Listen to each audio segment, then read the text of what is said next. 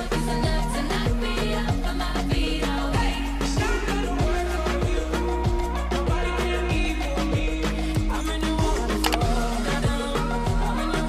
teman-teman, assalamualaikum warahmatullahi wabarakatuh. Balik lagi bersama aku Dilan Sari. Nah, di video sebelumnya aku udah jelasin kenapa sih aku vakum selama beberapa bulan nggak upload video gitu ya.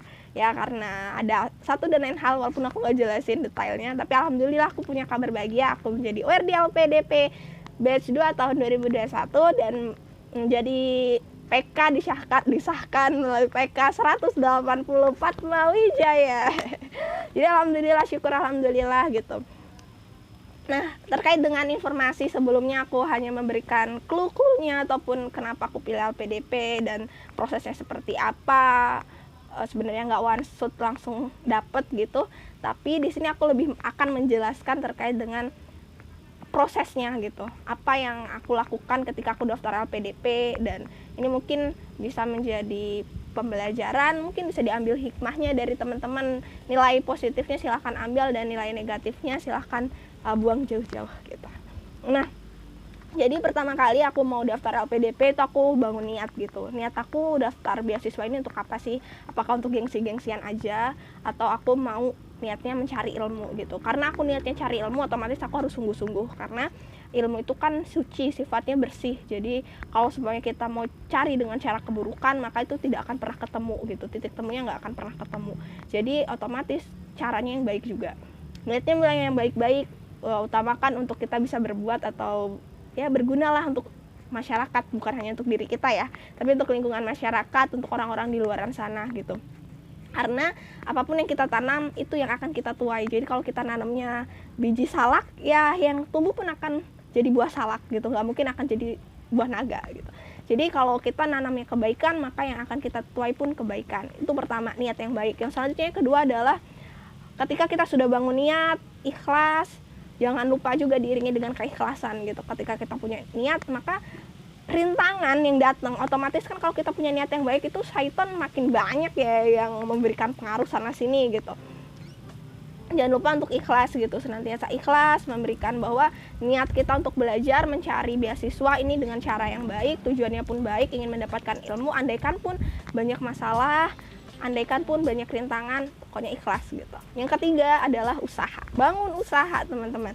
Ketika kita punya mimpi tinggi banget gitu, otomatis kan usahanya nggak boleh setengah-setengah ya, biar mencapai ketinggian itu gitu. Otomatis bangun usaha itu semaksimal mungkin.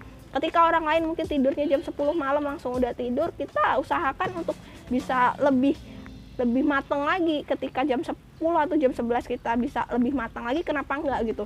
Jadi jangan bandingkan kita dengan orang lain yang beda dengan kita gitu. Kalau seumpamanya kita menyamakan kita selalu dengan orang lain, ya bagaimana kita ingin berkembang gitu kan. Jadi usahanya seperti itu dulu. Aku sering banget bawa buku sampai ke tempat tidur gitu, buku TBS kayak gitu, pembelajaran. Bukan untuk sombong ya atau ria, bukan sama sekali, tapi sekarang aku rasain gitu, ternyata usaha yang aku bangun berhari-hari, bermalam-malam, berbulan-bulan itu membuahkan hasilnya sekarang gitu. Selanjutnya ketika usaha sudah, maka yang keempat adalah bangun restu gitu ya, niat kepada orang tua, ridhonya orang tua gitu. Jangan sampai kita berjalan seakan-akan ya udah ini usaha aku sendiri tanpa ada bantuan orang tua. Dimanapun kita berada ya, orang tua itu selalu berperan aktif gitu di dalam proses kemajuan dan keberhasilan kita gitu. Jadi kalau aku sendiri, bahkan ketika apapun itu, ulangan, mungkin ujian dan lain sebagainya, orang tua itu adalah poin pertama untuk dikabari. Jadi walaupun susah apapun biasanya itu langsung mudah gitu loh, langsung simple banget, enak banget gitu. Jadi itu tadi 4 poin yang menjadi salah satu proses dalam menjalani beasiswa LPDP ini. Nah, terlepas dari itu sendiri, aku beberapa langkah ataupun usaha yang aku lakukan. Mulai pertama, aku punya kurang lebih 3 buku yang dimana dibagi menjadi, pertama ini buku khusus untuk scholarship. Buku ini untuk scholarship, jadi beasiswa tentang tata caranya, selanjutnya proses penyeleksian dan lain sebagainya, itu aku catat di buku ini. Dan selanjutnya yang kedua, ini adalah buku tentang aku webinar. Jadi kalau aku webinar segala macam aku catat di buku ini. Dan yang ketiga ini kalau yang ini scholarship-nya tentang LPDP, dan yang ketiga ini aku scholarship tentang lebih meluas. Jadi ada chevening, selanjutnya Brunei Darussalam, beasiswa S2 EBU gitu lah ya. Aku masukkan ke buku ketiga ini.